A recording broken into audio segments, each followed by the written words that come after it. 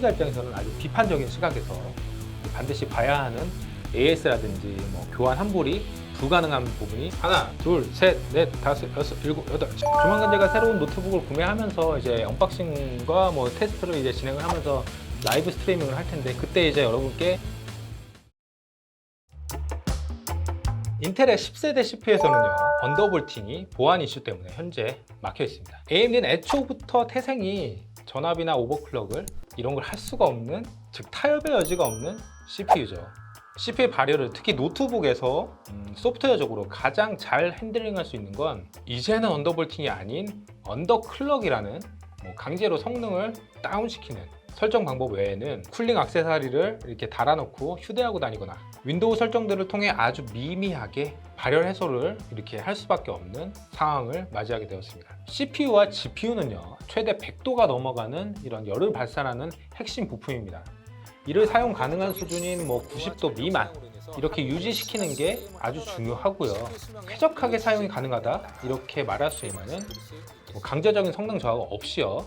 온도가 80도 이하로 유지가 된다면은 로티 랩탑 오브 더 이어 이런 연말 시상식에 수상할 수 있는 수상 후보작이라고 할 수 있겠습니다. 원칙적으로 CPU나 이런 제조사에서 발열을 잡아내서 소비자에게 판매가 돼야 하지만 소비자와 제조사 엄연히 그 제품에 대한 정상과 불량 그 기준이 다르기 때문에 그 간격을 불량 판단 기준이라는 애매모호한 그런 구간을 설정을 해가지고 AS라든지 교환 환불이 불가능한 부분이 많이 있습니다. 따라서 성능을 잘 뽑아내는 기준인 그 발열, 이 발열에 대한 정보 하나만 얻으려고 해도 많은 시간과 많은 노력을 투자를 해야 되는 게 바로 이 노트북입니다. 여러 스폰서십 영상에서 이 정도 발열이면 쓸만하다 이러한 의견을 내면서 정상 온도 기준을 계속 90도, 92도, 93도 이런 식으로 계속 높게 주입시키려는 것도 소비자 입장에서는 아주 비판적인 시각에서 반드시 봐야 하는 부분입니다. 이런 배경을 인지한 상태에서 노트북을 사용해야만 하는 우리 소비자들은 기왕 산 거 어떻게든 최대한 원활한 사용을 해야만 하는 그런 상황에 놓여 있죠. 결론적으로 말씀드리면 오늘은 여러분께 소비자가 구매 후에 취할 수 있는 CPU의 세대나 출신 연도 이런 거는 상관없이 긍정적이고 차이가 나고 효과를 볼 수 있는 서멀 제도포 작업을 진행하도록 하겠습니다.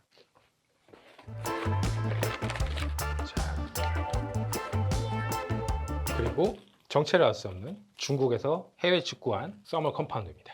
하나, 둘, 셋, 넷, 다섯, 여섯, 일곱, 여덟 시중에서 구할 수 있는 서멀들을 총 8가지를 준비를 했습니다. 이렇게 앞에 놓여있는 총 8가지의 서멀들을 이용해서 가격도 천차만별이지만 이제 앞으로 구매할 인텔 10세대 노트북이라든지 AMD의 르누아르 제품군에서 이 8개 중에 어떤 녀석이 쿨링에 탁월한 성능을 보여주는지 오늘 이렇게 비교를 해서 탑 1을 찍는 서멀 그리스는 앞으로 제가 구매하는 노트북의 이제 제도포를 제1순위로 진행을 할 거고요. 조만간 제가 새로운 노트북을 구매하면서 이제 언박싱과 테스트를 이제 진행을 하면서 라이브 스트리밍을 할 텐데 그때 이제 여러분께 이벤트 용품을 또 준비했습니다. 직접 제가 중국에서 여러 가지 제품들을 구매를 하고 써보면서 가장 컴팩트하고 효과가 있는 노트북 액세서리를 준비를 했고요. 자, 사진에서 보시는 것처럼 노트북의 하단에 이제 하판에다가 이렇게 엘리베이션 기능을 넣은 거예요. 발열을 도움 주는 거, 그리고 휴대성을 해치지 않는 거. 그 두 가지 포인트를 줘서 여러 가지 이제 검색을 했는데 그중 딱 눈에 들어온 게 바로 요겁니다. 바닥면과 이격을 시켜주기 때문에 이것만큼 가볍고 목적성 뚜렷하고 여러 가지 노트북의 장점을 해치지 않으면서 사용자의 편의성을 확 올려줄 수 있는 제품으로 선택을 했어요. 많이 오시면 많이 오시는 대로 제가 많이 또 드리도록 하겠습니다. 자, 테스트를 진행할 노트북은요 LG 그램과 바로 이 앞에 보이는 레노버 Y540입니다. 아시다시피 이 테스트 자체가 상당히 오래 걸립니다. 하기 때문에 오늘은 이 노트북만 진행을 하고요. 테스트 프로그램은 시네벤치 R20 2회 연속 진행한 후에 2회차의 평균 온도 그리고 최대 온도, 전력 사용량 이렇게 확인을 진행하도록 하겠습니다.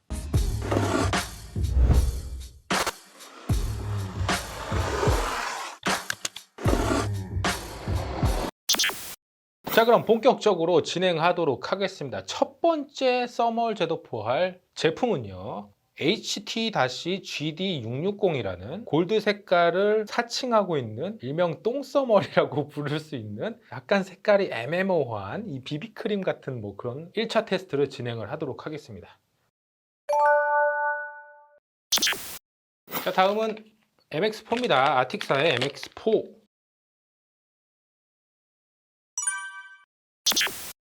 아이아머사의 YPS6 이거 한번 해보도록 하겠습니다. 이것도 요즘에 핫하다고 하는데 와, 이 점성 자체가 틀리네. 엄청 묵직합니다. 지금 뭐가 이렇게, 와, 이 점성, 이건 정말 이게 펴서 발라야겠네요. 동일한 테스트를 위해서 우선 펴바르지는 않겠습니다. 그냥 눌러주는 방식으로 할게요.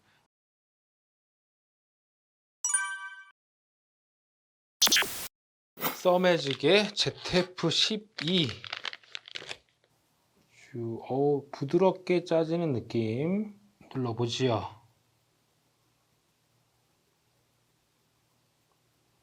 약간 MX4 느낌이에요.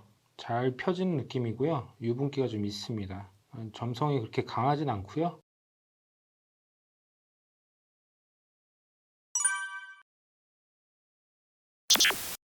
자, 그럼 이제 5번째 등장할 써멀은 바로 같은 써매직의 ZF-12인데 EVO, EVO 버전이고요. 에볼루션 버전이고요. ZF-12에서 좀 더 상위 버전으로 나온 건데, 자, 과연 이놈의 성능은 방금 전에 진행한 ZF-12 노멀 버전하고는 얼마나 차이가 있을지, 그 부분도 좀 궁금해지네요. 이렇게 등급을 나눠놓은 제품인데 성능은 어떻게 나올지.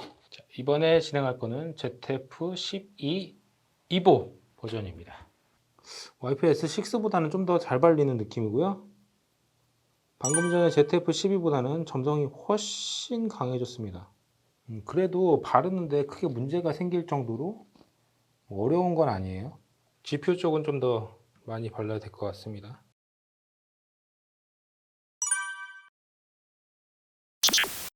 요즘 최고의 가성비 성린의 XTC4입니다. MX4와 ZF-12 느낌입니다.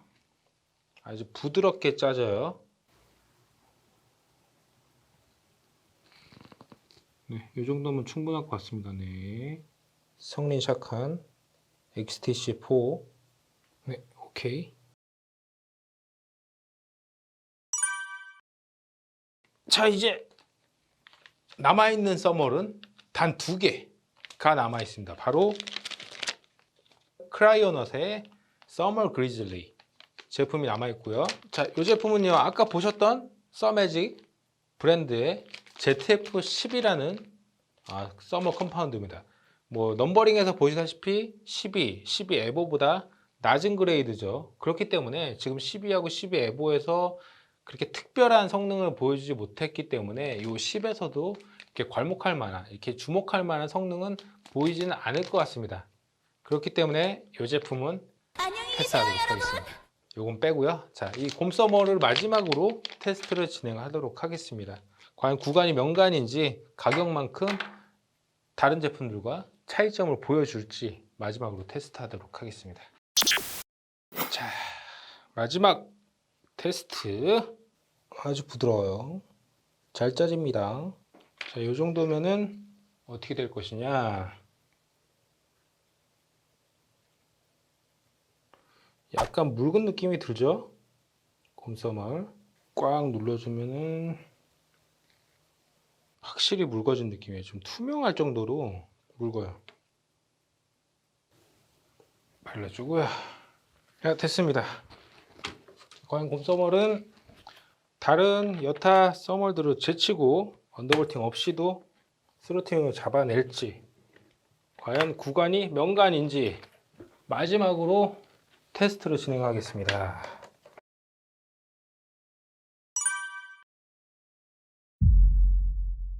자, 며칠이 지났습니다, 여러분. 역시 긴 테스트 시간과 정성이 수반되어야 하는 작업이었고요. 못해 먹을 테스트라는 것도 뼈저리게 느꼈습니다. 하지만 말씀드렸다시피 앞으로 다가올 새로운 세대의 노트북들이 여러 정보를 통해서 성능적인 개선은 있지만 온도에 있어서는 디폴트 상태에서 90도 이상으로 여전히 변화가 없는 게 보이기 때문에 데스크탑처럼 뭐 수냉 쿨러를 달고 다닐 수도 없고, 그러한 노트북의 한정된 공간, 그 폼팩터 내에서 발열 해소를 돕는 가장 좋은 방법인 서멀 그리즈 도포 테스트와 그 결과를 비교하고 선택하는 게 필수적이라고 생각이 됩니다. 물론 언더볼팅이 다시 된다면은 더 좋겠지만요. 앞서 테스트한 7개의 서멀 그리스 결과값을 이제 보면서 말씀드리도록 하겠습니다. 자, 보시다시피 7위와 1위의 간격이 매우 큽니다. 단순하게 뭐 포인트, 즉 벤치마크 점수만 가지고 딱 보게 되면은 저의 기대를 완전히 저버린, 어찌 보면 당연할 수밖에 없는 똥서머리 바로 7위 꼴등이었고요. 저 높이에 있는 1위는 바로 다시 말씀드리지만 그 포인트, 벤치 점수만 따졌을 땐 서멀 그리즐리가 1위를 차지했습니다. 중하위권인 5위와 6위인 XTC4와 ZF-12, 그리고 꼴찌 똥서멀은 이제 논외로 빼겠습니다. 데스크탑이 아닌 휴대용 노트북에서 안정적인 성능을 이렇게 뽑기 위해서 사용하기에는 약간 부족한 서멀인 것은 확인이 되었습니다. 말씀드렸다시피 쿨링이 빵빵하게 되는 데스크탑에서는 여전히 가성비 좋은 서멀입니다. 자, 여기서 점수를 가지고 오차 범위 내에 1, 2, 3위 그리고 의미 있는 결과값을 보인 4위, 자, 이렇게 4개로 제품을 좁혀보도록 하겠습니다. 1위 서멀 그리즐리, 2위 ZF-12 에버, 그리고 3위 아틱의 MX4.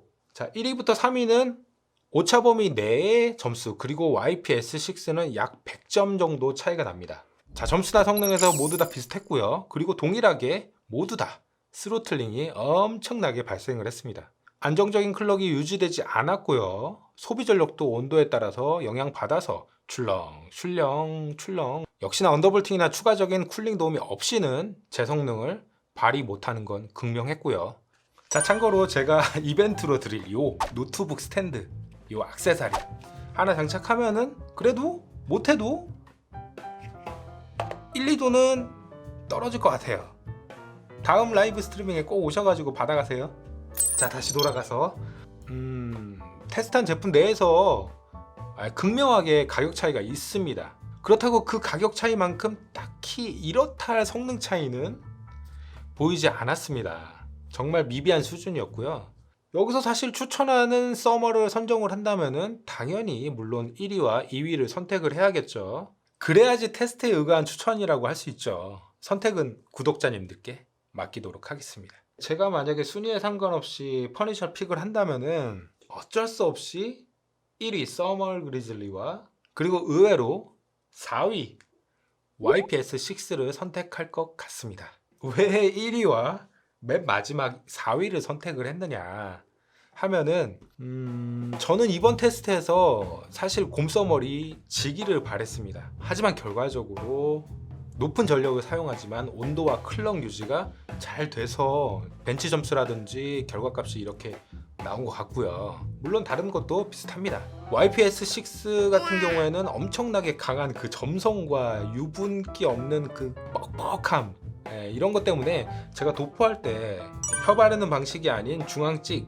그 다음에 탁 압착으로 눌러주는 방식으로 이렇게 서멀 재도포를 했기 때문에 완벽하게 도포가 안 돼서 이렇게 벤치마크 점수에 영향을 주지 않았나 라는 생각이 조금 듭니다.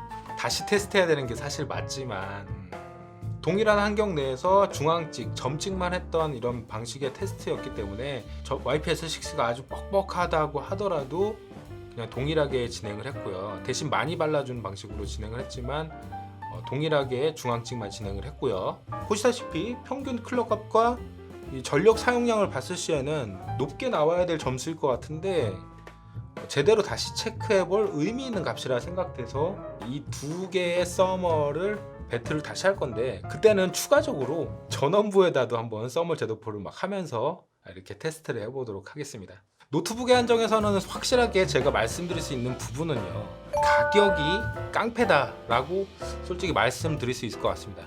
저렴한 가성비 서머리일수록 쿨링 성능이 빵빵한 데스크탑에 적합을 하고요. 정말 열전도율이 높고 가격도 비싼 그람당 가격이 뭐 거의 만원대에 육박하는 그런 제품들을 사용을 하게 되면은 그만한 상위 1%이기 때문에 2, 3위와 큰 차이는 없지만 그래도 차이가 좀 발생하는 부분이 있기 때문에 그런 부분을 따졌을 때는 오로지 가격을 빼고 성능만 봤을 때는 아주 고가의 서머를 사용하는 게 노트북에서는 맞는 것 같습니다. 아무쪼록 오늘 영상이 저같이 합리적인 소비와 노트북의 발열에 민감하신 분들에게 도움이 되셨길 바라면서 다음 영상에서 또 찾아뵙도록 하겠습니다. 그럼 안녕.